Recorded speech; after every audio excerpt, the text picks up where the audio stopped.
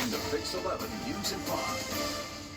And now to the latest on the war with Iran. Iran announcing limited safe entry and exit routes for the Strait of Hormuz during the ceasefire with the United States. The U.S. and Iran are preparing for negotiations this weekend, and Democrats here in Washington growing increasingly frustrated with the administration.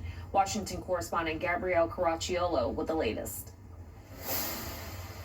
It's time for Congress to step in and take control of the wheel. On Capitol Hill, the House convened for a brief procedural session where business isn't usually conducted. But Thursday, Democrats tried to make a motion. The House stayed adjourned until 2:30 p.m. on Monday, April 13th, 2026.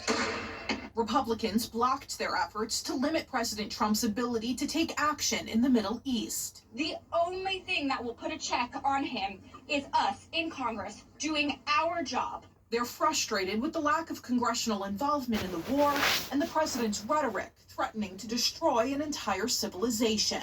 Threatening genocide is not a negotiating tactic. It is important that even though we were able to get this ceasefire, which I pray holds, that we hold this president accountable for what he threatened. There are plans to try again next week when the House is fully back in session. But in order for a war powers resolution to pass, Democrats need the help of some Republicans. I think the fact that we're having the talks this weekend is a big win. Most Republicans have been supportive of the president's efforts in Iran as preparations for negotiations are now underway. I think it sends a message of how serious President Trump's taking it, that he's sending his vice president there. The president says the U.S. military will remain in the region until an agreement is reached and all parties are in compliance. In Washington, I'm Gabrielle Caracciolo.